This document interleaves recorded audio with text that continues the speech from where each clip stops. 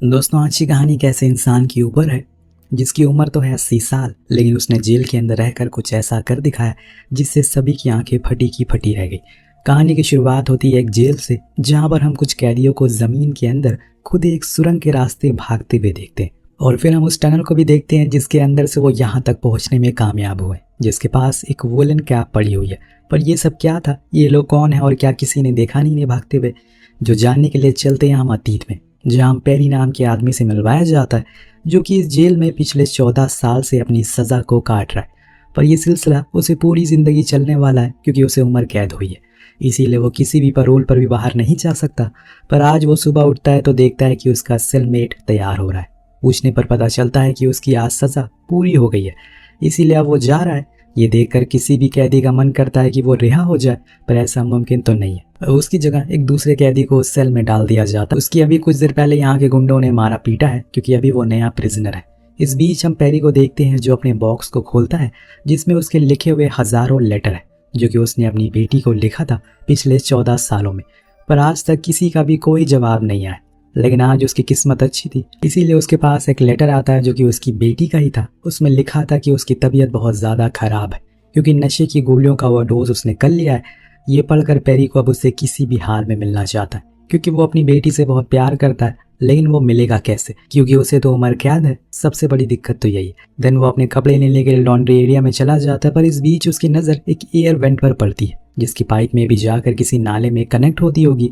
और ये देखकर उसके दिमाग में एक आइडिया हिट करता है। वो अपने दोस्त ब्रॉडी से जाकर मिलता है। उसने जो कुछ भी उसके साथ सुबह देखा उसके बारे में बताता, और ये भी कि उसकी बेटी का लेटर आया।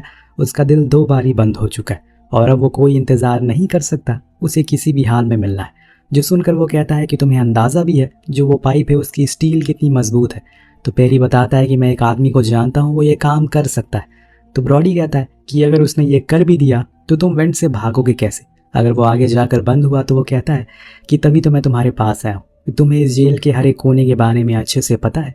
देन वहाँ से पेरी एक बॉक्सर के पास जाता है, जो कि चोर भी है। वो किसी भी ताले को तोड़ और किसी भी पाइप को काट सकता है। वो लैरी को अपना पूरा प्लान बताता है, जो सुनकर वो मान जाता है, क्योंकि उसे भी इस जगह से जल्दी बाहर जाना है। बस किसी भरोसेमंद बंदे की तलाश थी। जब ये बात वो ब्रॉडी को बताता है तो वो भी हाँ कर देता है। अब 3 लोग हो गए जो साथ में बैठकर अब प्लान को डिस्कस करते हैं कि कैसे, कब कब और क्या क्या करना है।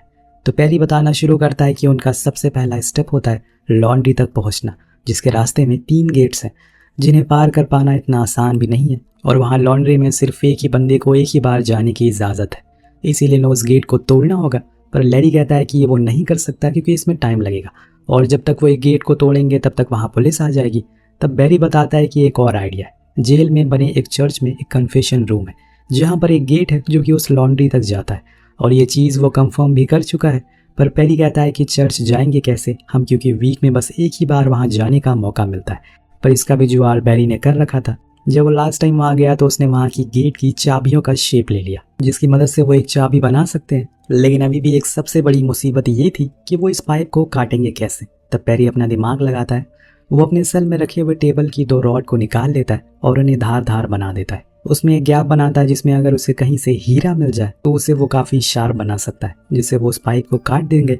दोनों ये सुनकर शॉक हो जाते हैं, क्योंकि इस जेल में अब उन्हें हीरा कहाँ से मिलेगा। पर सभी कैदियों को एक दूसरे के बारे में अच्छे से पता होता है, इसीलिए पेरी को भी पता था कि एक फाइटर है जो कि इस जेल में सभी से जीत सकता है लड़ाई में, और उसके दांतों में मैंने सुना है कि एक हीरे का दांत है। इसीलिए मैं उसे कल फाइट करूंगा। अगर मैं जीत गया तो मैं उस दांत को किसी भी तरह से बाहर निकाल लूंगा। लैरी अपनी बात पर कायम रहता है, लेकिन उस फाइटर से जीतने में उसे काफ़ी मुश्किल हो रही थी। पर आखिर में उसके मुंह पर ऐसा पंच मारता है जिससे कि वो हीरा बाहर निकल जाता है, और मौका देकर वो उसे उठा लेता है, और फिर उसी रात वो उस रॉड में उसे फिट कर देता है, जिससे वो उस पाइप को काट देंगे। पूरा प्लान तैयार था, इसीलिए ये लोग एक बार फिर से उसे रिवाइंड करते हैं। पहले ये चर्च के कन्फेशन रूम में जाएंगे, जहाँ से ये लॉन्ड्री तक पहुँचेंगे, जहाँ लैरी उस रॉड से पाइप को काटेगा। हम उस वेंट के रास्ते से ड्रेनेज एरिया तक जाएंगे, पहुँच सकते हैं। पर यहाँ लैरी कहता है कि उसको तैरना नहीं आता। तो ब्रॉडी कहता है कि तुम्हें तैरने की ज़रूरत ही नहीं पड़ेगी, उस एरिया से अंडरग्राउंड रेल जाती है, और हम अगर उसी टनल तक पहुँच गए तो वहाँ से बाहर आ सकते हैं। जो सुनकर बेरी बोलता है कि हाँ, स्टेशन तक पहुँचकर वहाँ की भीड़ में हम गायब हो जाएंगे। तो ब्रॉडी कहता है कि इतना सब कुछ आसानी से हो जाएगा, ये कभी मत सोचना। हमें सुबह स्टेशन खुलने से पहले वहाँ पर पहुँचना होगा, क्योंकि उसके बाद ट्रैक पर करंट छोड़ दिया जाता है, तो चल पाना नामुमकिन होगा, इसीलिए जल्दी से ये करना होगा। अब ये सब प्लानिंग जब वो कर रहे होते हैं तो ऊपर से रॉनी नाम का कैदी इन तीनों को देख लेता है। वो समझ जाता है कि ये ज़रूर यहाँ से भागने वाले हैं, इसीलिए अगले दिन वो बैरी को पकड़ लेता है और कहता है कि मुझे पता है कि तुम लोग क्या प्लान कर रहे हो, इसीलिए अगर चाहते हो कि किसी को पता ना चले तो। जो सुनकर बैरी डर जाता है, क्योंकि अगर उसने ऐसा नहीं किया तो रॉनी अपने बड़े भाई टॉनी को बता देगा, जो इस जेल का सबसे खतरनाक कैदी है और वो किसी को भी मार दिया करता है, यहाँ तक कि पुलिस भी उससे डरती है। इसीलिए बैरी बटिस्टा नाम की कैदी के पास जाता है, जो कि केमिस्ट है। उसका काम लैब में भी होता है ज़्यादातर, पर उसने कई दिनों के लिए पाउडर बनाया है, इसीलिए ब्रॉडी उसको काम बताता और अपना प्लान भी कि अगर उसने ये कर दिया तो वो उसे लेकर यहाँ से फरार हो जाएगा। बटिस्टा मान जाता है और डील को डन करता है। देन अगले दिन वो उसे वो पाउडर बना कर दे देता है, जिसे लेने के लिए रॉनी आता है और वो उसे दे देता है। पर जब वो कैसी को देखता है, जो कि पेरी के सेलमेट था, उसने उसके साथ बाहर बहुत गलत काम किया था, इसीलिए आज वो उसके साथ फिर से वही करता है। लेकिन पेरी उसे बातों में फंसा देता है और खुद की ओर आने को कहता है ताकि वो उस पाउडर को लेकर वहाँ से निकल जाए। तो रॉनी तो आधा पागल ही था, वो उसको देखकर और गुस्से में आ जाता है, जिससे कि वो उसके साथ फिर से वही कुछ करने लगता है। लेकिन कैसी को यहाँ आ जाता है गुस्सा और वो वहीं पड़ी चेयर से उसके ऊपर दे मारता है और तब तक मारता रहता है तब तक जॉनी अधमरा ना हो जाए। यहाँ तक कि दम भी घोटने की कोशिश करता है, लेकिन पेरी उसे रोकता है, क्योंकि अगर वो यहाँ पर मर गया तो बड़ी मुसीबत हो जाएगी। उधर रॉनी मदद के लिए बाहर जाता है, पर कोई उसकी मदद नहीं करता। इसी बीच उसका पैर सीढ़ियों पर स्लिप हो जाता है, जिस चक्कर में वो नीचे जाकर बड़ी ही दर्दनाक मौत मारा जाता है। उधर ऊपर उसके साथी ने सब कुछ देख लिया था, इसीलिए वो उस पाउडर को लेकर फरार हो जाता है। जब वो उसे कंज्यूम करता है तो उसकी वहीं मौत हो जाती है और ये भी प्लान का हिस्सा था, जो कि बटिस्टा और पेरी ने मिलकर बनाया था। जब टोनी को अपने भाई के बारे में पता चलता है तो सभी से वो पूछता है। सभी बताते हैं कि उन्होंने उसे आखिरी बार पेरी के सेल में देखा था और इसीलिए वो उसके पास जाता है पूछताछ के लिए, जहां वो उसे बार बार एक ही सवाल करता है कि उसने कुछ किया उसके भाई के साथ या नहीं। पर पेरी चुप रहता है। तब वो टोनी उससे कहता है कि अगर तुमने सच नहीं बोला तो मैं तुम्हारी बेटी को मरवा दूंगा। ये सुनकर पेरी डर जाता है, क्योंकि वो जानता है कि ये यही जेल में बैठे बैठे कुछ भी करवा सकता है और किसी भी हालत में अपनी बेटी को वो खोना नहीं चाहता। इसीलिए वो उसे सच बता देता है, जिसके बाद टोनी कहता है कि तुम उसे आज रात मेरे सेल में लेकर आना, वरना अंजाम बहुत बुरा होगा। दरअसल दोस्तों, आज की रात इन्हें भागना भी है, इसीलिए अब चीज़ें और भी बिगड़ने लगी है, क्योंकि अगर वो वहाँ से चला गया तो भागेगा कैसे।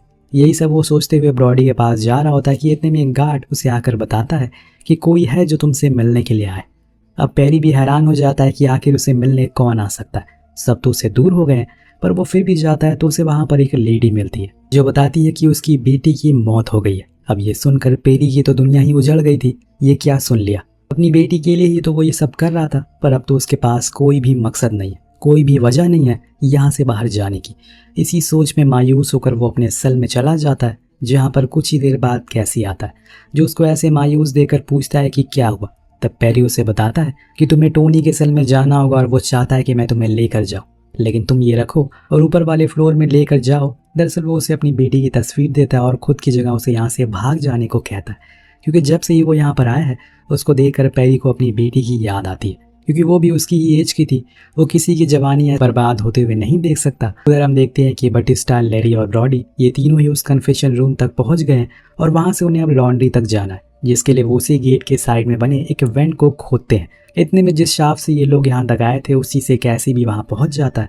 उसको देखकर ब्रॉडी बहुत गुस्सा करता है और पूछता है कि वो कहाँ पर है। तो उसे पेरी की बेटी की फोटो दिखाता है वो, जो देखकर वो समझ जाता है कि उसने ही उसे भेजा है। इतने में हमें पता चलता है कि वो गड्ढा खुद चुका है, इसीलिए अब ये एक एक करके सभी उसके अंदर जाने लगते हैं। लेकिन ब्रॉडी की वुलन हैट वहीं रह जाती है और कुछ यही सीन है ये कहानी की शुरुआत में हमें देखा था, और ये यही सीन है जो हमने कहानी की शुरुआत में देखा था। अभी तक आपको समझ आ गया होगा कि कैसे ये यहाँ तक पहुंचे, लेकिन अब इसके आगे ये कहानी जब देखेंगे तो आपको पता लगेगा कि ये प्लान कितना खतरनाक है। अब कुछ ही देर बाद हम उस जगह पर पेरी को भी देखते हैं, जिसने अपना फैसला बदल लिया है। वो उस हैट को लेकर नीचे चला जाता है, जहाँ उसको देखकर सभी लोग बहुत खुश थे। अब बारी आती है लेरी और उसके बनाए हुए उस टूल की, जिससे कि वो स्टील शीट को तोड़नी है। इसीलिए वो अपने इस काम पर लग जाता है और उसे हीरे की मदद से उस शीट को तोड़ देता है। लेकिन इसमें बहुत ज़्यादा टाइम लग जाता है, जिससे इन्हें आगे शायद कुछ मुश्किलें तो होंगी। उस स्टील को काटने के बाद ये सभी लोग वहाँ से रेंगते हुए आगे की ओर जा रहे थे। इन्हें एक गेट मिलता है जो कि ड्रेनिंग का था, लेकिन उसको खोलने पर इनके होश उड़ जाते हैं, क्योंकि वहाँ पर बहुत ही बड़ा कुआं था जो कि इनकी सोच से भी बड़ा था।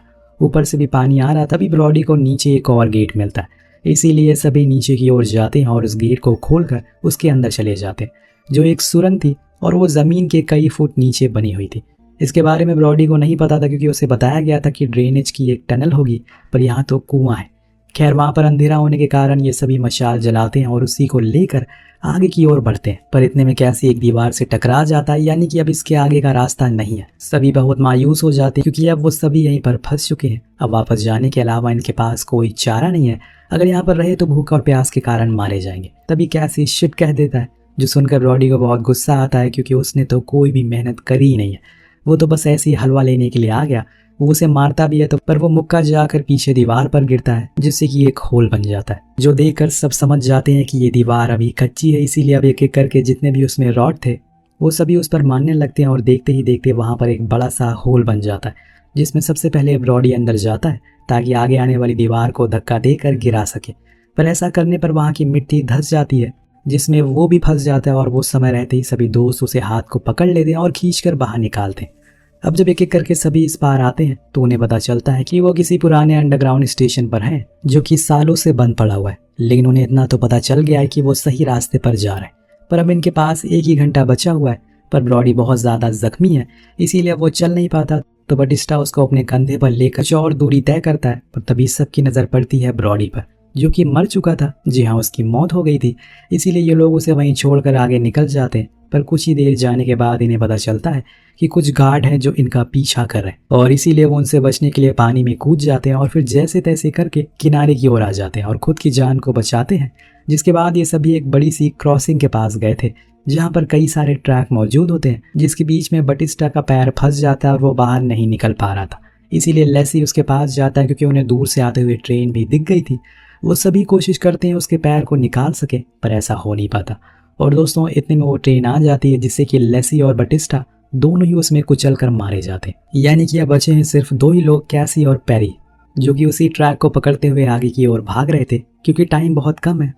और फिर कुछ ही समय में वो लोग एक वर्किंग स्टेशन पर पहुंच जाते हैं, यानी कि अब वो आज़ाद हैं। दोनों ही बहुत खुश थे, आखिरकार उन्होंने कर दिखाया। पर इस बीच हमें पता चलता है कि पेरी जख्मी है, इसीलिए वो कैसी को पहले जाने को कहता है, जो वहां से भागकर बाहर निकल जाता है। और फिर पीछे पीछे पेरी धीरे धीरे अपने कदम बढ़ाता है। ऊपर जा रही सीढ़ियों को देखकर बहुत खुश हो रहा था, क्योंकि वो उनकी आज़ादी की सीढ़ियाँ थी। पर इतने में दोस्तों उसे पीछे से कोई मार देता है और यहाँ खुलता है इस कहानी का असली ट्विस्ट। असल में ये सब जो कुछ भी हो रहा है वो सब कुछ पेरी टोनी को बता रहा है, और वो उसकी इमेजिनेशन थी। बस वो कभी इस जेल से भागा ही नहीं, क्योंकि उसके पास कोई मकसद ही नहीं था उसकी बेटी की मौत के बाद। इसीलिए उसने कैसी को खुद की जगह जाने को कहा, और वो चारों लोग जिंदा भी है और अब आज़ाद भी हैं। जो विजुअल हमें दिखाए जाते हैं वो सभी उस कन्फेशन रूम से भागे थे। मतलब वो टोनी को बता रहा है कि वो चारों मर गए, लेकिन असल में वो चारों जिंदा हैं और आज़ाद हैं। वो ऐसा इसलिए कर रहा है ताकि टोनी उनके पीछे ना पड़े। इतने में टोनी पेरी की पीठ में चाकू घुसा देता है, क्योंकि वो अपने भाई के कातिलों को ऐसे जिंदा नहीं छोड़ेगा। इतने में वहाँ पर गार्ड भी आ जाते हैं, जो कि पेरी को हॉस्पिटल लेकर जाते हैं। जिस समय वो अपनी ज़िंदगी की आखिरी सांसें गिन रहा था, जिसमें वो अपनी बेटी को कहीं एक किनारे पर खड़ा देखता है, जो उसकी ओर भागते हुए आती है और अपने पिता को गले से लगा लेती है। इसी के साथ ये कहानी यहीं पर ख़त्म हो जाती है। तो आपको कहानी कैसी लगी नीचे कमेंट करके ज़रूर बताएगा। मिलते हैं अगले वीडियो में। Thank you so much. यहाँ हमारी कहानी का अंत आता है। अगर आपको पसंद आई हो तो लाइक और सब्सक्राइब जरूर करें और बेल बटन एक्टिवेट करें, ताकि आपको नए वीडियो मिलते रहें।